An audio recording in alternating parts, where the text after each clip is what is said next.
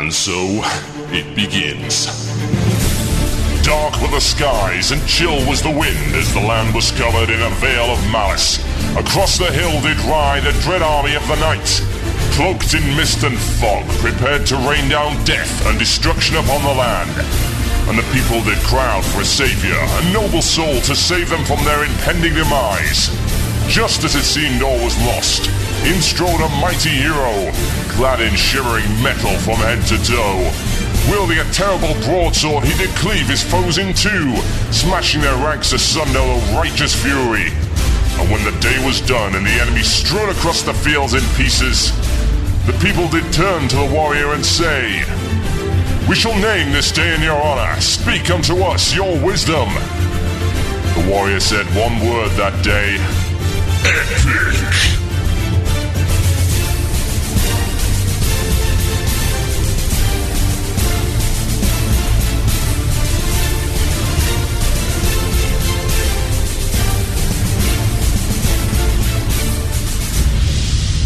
One man, one murloc, one giant angry badger. This is Blue Please. It begins now.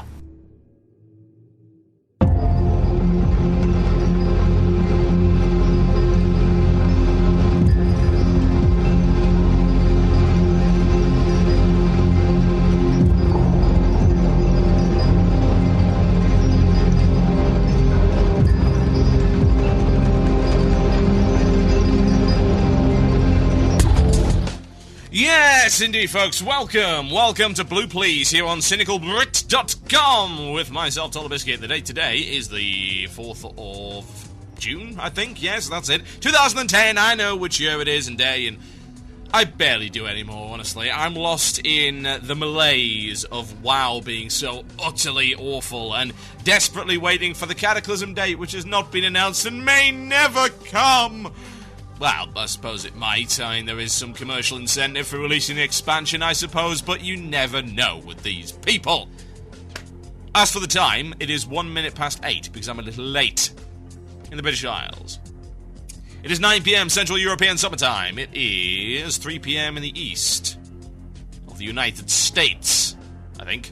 Is it? Yes, sure it is. Yes, and you're listening to Blue Please. I know what I'm talking about. Yeah. What have we got coming for the show today? Well, it's a little content light, but I think I've managed to sort things out. There has been a couple of recent events which have spurred me onto some content. That's always nice indeed. It's sad, I've not played WoW all of this week or any of last week. With the site being down for a couple of weeks, the whole idea of let's go form an Old War guild sort of fell apart a little bit, but hoping to still put it together. If you want to check out some information about that, you can do so. It's over on the CynicalBrit.com community forums. You're going to click Dark with the Sky... Goddamn, hiccups aren't helping either. Dark with the Skies Guild forums. The general guild discussion, you'll see Old War Raid if you are interested in transferring over to Anchorage and Hortside to go... basically get a bunch of really nice Old War gear, as in gear up appropriately, go do the hard modes on appropriate difficulty level, and of course the end goal being to defeat Algernon and get the Herald of the Titans achievement, which as I recall requires you to do everything in level appropriate gear. So in other words, 232 item level weapons and 226 item level armor only, or below that if you so wish. We'd like to go do that just for the sake of it, so if you're interested, go check it out. But yeah, I haven't actually played WoW at all in the last 2 weeks, and there you go. I mean, what does that do, honestly? One has to wonder. I'm not the kind of person that just logs into WoW. It's like, I'm going to log into WoW, see what's going on, because there won't be anything going on. I got to log into WoW for a very specific purpose. I think the last time I logged into WoW was to fly around on my X-53 touring rocket. And then, before that, I think it was for the last raid that I did. Maybe try to get a few badges to bump up my gear a little bit. Couldn't really be bothered, honestly. I mean, there's so many other things I'd rather be doing right now. I need to have a raid, and I need to have a guild that's enthusiastic to raid right now, and I know my guild certainly isn't. I mean, we're just totally burned out on ICC, and so many other guilds are as well. I have to wonder, I mean, the last time I logged in, the population of that server seemed somewhat sparse, and that server was bigger than Mazrigo, and I swear there were less players on it. It's a little bit terrifying to think about it, isn't it? I wonder what kind of lull they're actually suffering at the moment. And we see the release of the new patch, which is now out, and yet there's barely anything in it, as we've seen. It's got the Ruby Sanctum, and I think, to my knowledge, that is actually it. Is there anything else in there? At all? Is 3.3.5 even out yet? I don't know. It's really sad that I don't know that. I haven't even been paying attention. I've had no interest. I know the regional release is something we're going to be talking about a little bit later on. And that's actually an unprecedented move for Blizzard, and I'm looking forward to talking about it because I think it's very positive, and it also reinforces my argument that Blizzard is now taking the concept of competitive raiding and world first seriously, as opposed to just having it be a rather neat sort of side thing that goes on and occasionally draws the headlines. Yeah, there'll be information on that a little bit later on the show, discussing the validity and the viability of that, as well as the world first system. Also, how does one, as a consumer, protest against a mega corporation like Activision Blizzard? I'm talking about the ways not to do that a little bit later on, and debating as to whether or not it's even possible to do so. Talk about the PC gaming community and its impotent state, the lack of buying power and indeed staying power that we evidently have, and the utterly, completely, totally spineless supposed market force that we currently are. We're going to talk about that a little bit later on the show. If you want to email in, you can do so. Try and fill some time with those. And, of course, the illusion of choice. Your chance to contribute to the show. Send it over. The Murloc at cynicalbrit.com. That's the Murloc at cynicalbrit.com. Send it over, and we shall be good to go. There shall be some very, very exciting things indeed. Okay. Right, okay then. Well, let's, I suppose, get things started with something like this. Mail time! That sounds like it's mail time! Here's the mail. It never fails. It makes me want to wag my tail. When it comes, I want to wail. Yes, indeed, folks, it is the mail time, that being the time that you read the mail as you would expect. So, let's kick it off, shall we? That's odd. Hey, Lobster Man, I have no idea what that's all about. I'll have a look at it a little bit later on. I do have a list of stuff here, in fact, more emails than I could possibly read, which is nice. Nice to have the site back up. Hey, people are listening to the show again. Wonderful. Tends to help, I find. Here's a start, shall we? So this is from Joseph Brewer, and he has the following to say. Hi, TB! Well, with my boredom of ICC reaching a peak, I have turned to add-on piddling. I have no idea what that is. It sounds a little bit perverse, honestly. Currently I run around 30 add-ons, half of which do nothing to increase my abilities. Basically now, I download 3 or 4 add-ons, play with them, and just then turn them off when they're a bother. I run the basics like Bartender and Grid and Click. So with this AVR break they're bringing into 3.3.5, do you think Blizzard may continue with this type of coding in a patch? Sometimes I wonder why they don't just incorporate more add-ons that many players use. So in the future, do you see changes in add-ons? Well, there's a couple of possibilities, and honestly, considering what they're doing with StarCraft 2 right now, it would not surprise me in any way, shape, or form to see certain premium add-ons being made available by Blizzard themselves in some kind of app store. There's been murmurs of that for a very long time, and I just have this feeling that it may come to pass. However, thus far, all the functionality that's been put in the game has been effectively inferior to what we've seen from add-on makers. The functionality is not as good, it's not updated as often, it's clunkier, and it doesn't have the features that a third-party mod would have. Now, I don't see the AVR per se, the break indeed, as being a sign of things to come. I think AVR stepped over the invisible line. Funny, really, that an add-on that often displays the invisible line on the screen was the one to do so. I think that's very appropriate, but whatever the case, add-ons are fine until Blizzard says they aren't, and that's always been the rule of thumb. In this case, they decided AVR was not a cool thing, and I'll be honest, I don't think so either, but I also believe in freedom of choice. If you put the functionality into the game, then you can only expect people to use it. And let's be totally frank, it's a really nice piece of coding. I mean, it's a very impressive mod. But does it dumb the game down? Well, yes, absolutely.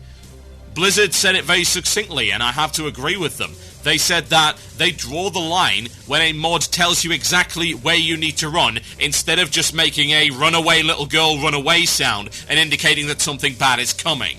That's the line that they draw. And AVR was very, very clear as to where you go. It drew on the freaking screen. You stand here. Ability will happen here. Blah, blah, blah. It was called Augmented Reality Mod, or Augmented Virtual Reality, and that is exactly what it is.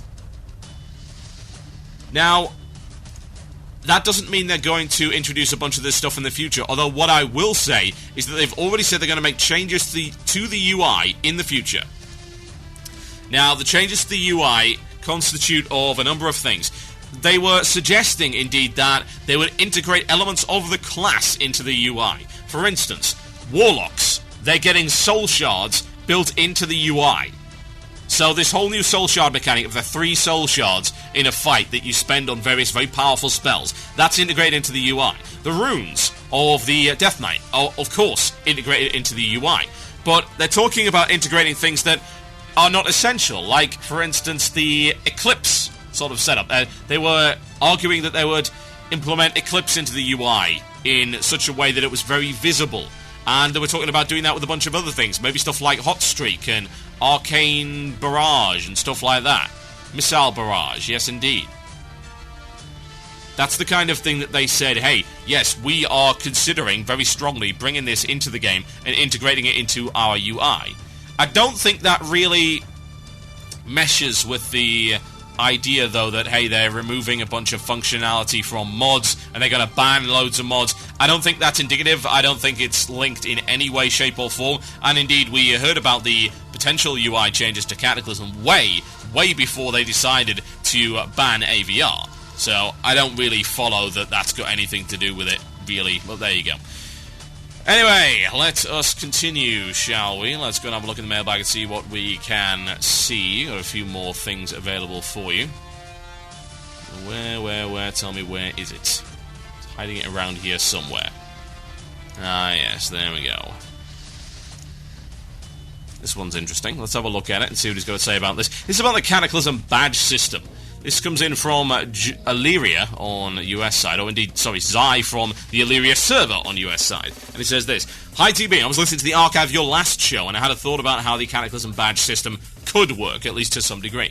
Better than the current system does at any rate. So, say when the second tier of content comes out, and all the Valor Point gear becomes available via hero points, but have their cost increased to compensate for the higher quality of the items? For example, a pair of tanking boots cost 60 Valor Points at first, but when converted to hero points, the cost increases to 100. This would increase the time required to farm the necessary points to acquire the higher tier of items, and therefore offering a choice to the player. Do they spend less points on a lower quality item, or wait till they've accumulated enough to acquire the higher tier? I'm not convinced by that, honestly. The argument that I always made about it was reward and risk. Yeah? The ratio of risk and reward must be consistent throughout content to make progression meaningful. So if you do something that is risky, you should get a appropriate reward. And in this case, it's not so much risk reward as challenge reward. You're doing something that is this level of content, and therefore you are rewarded with appropriate gear that not only is appropriate for the level of content you're doing in terms of what you need to progress through it, but also in terms of the level of power that you have bestowed upon you for the work that you have done. Now, this argument came up all the way back when we had a... What was the issue? It was the issue of giving away frost badges for running Utgard Keep. And a lot of people made the same argument. You're only getting 2 a day, therefore it doesn't matter. No, that's not the case. Even 1 a day for that level of content is too much. And this cat is going to demolish everything. Good lord. Out, out, out. Destroy my room at this rate. Out you go. Always stirring for attention. Anyway. Yes, the cat wanted frost badges, and I'll be honest, I don't want to give it to them. The cat did not, in fact, do the level of content required to receive those badges. Indeed, it took a big risk, and it was rewarded by being thrown out on its arse. But there you go. Anyway, I complained when they brought in the system whereby you get daily frost badges. I also complained when they brought in the system which allows you to get up to 10 frost badges in a week for killing patchwork, for instance. You might argue, well, there's barely any there. It takes them ages. It doesn't matter. These people have nothing but time on their hands. It's still zero effort for a reward you do not deserve. It doesn't matter if it takes you 1 week or 30 to get it. I don't give a damn. It's still too much of a reward for what you're doing. You do not need tier 10 gear when your skill level and when the content that you are capable of doing based on the skill level and that of your guild is around tier 7, tier 8. You don't need it, it overpowers it, and you don't learn anything. I mean, there's a bunch of arguments you can make for it, not the least of which being that you effectively obsolete the content right there and give people no reason at all to go back into Ulduar or indeed Naxxramas. Now, I can understand why you wouldn't want to give anyone reason to go into Naxxramas, but bear this in mind, what about the people who have just started raiding? You argued that Naxxramas was raiding 101, and now you're saying don't go to raiding 101 because the gear you're going to get is vastly inferior.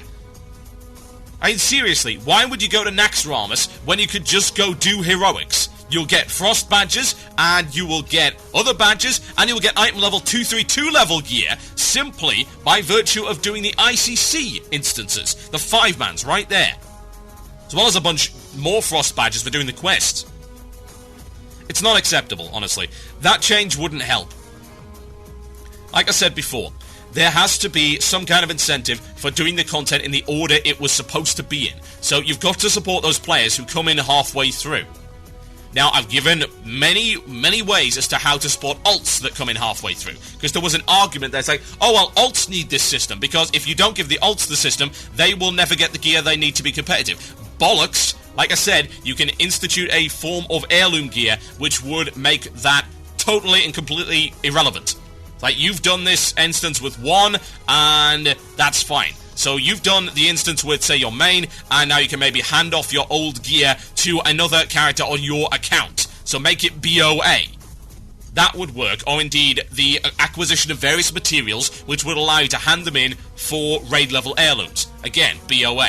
But you can only get them from the appropriate level content. So if you with your main have done tier 9 content, then you can get materials which allow you to get tier 9 gear for your alts without them going into raid dungeons. Because we know about the problems of getting undergeared alts into raid. But when it comes to new players that have only just started raiding, surely it is in their best interests to do the content in the order it was designed for. So encouragement has to be put in there, and systems must be put in place, including maybe a sidekick system a la City of Heroes, something like that, mixing things up, a remix mode, a boss rush mode, all of the things that I've suggested to allow those players to go in there, maybe with some experienced players, and be tutored in the ways of raiding. And that is the only way people are going to get better. Because if they overgear that content, if they go to Naxxramas in tier 9, they're going to learn jack. Simple as that. My name is Total Biscuit. You're listening to Blue Please here on CynicalBrit.com. I have some music right here. Requested by Avatar, sent this one over. It's Disharmonia Mundi. It's called Celestial Furnace. I will be right back after this to tell you a little bit about the Ruby Sanctum and the regional delay. Enjoy.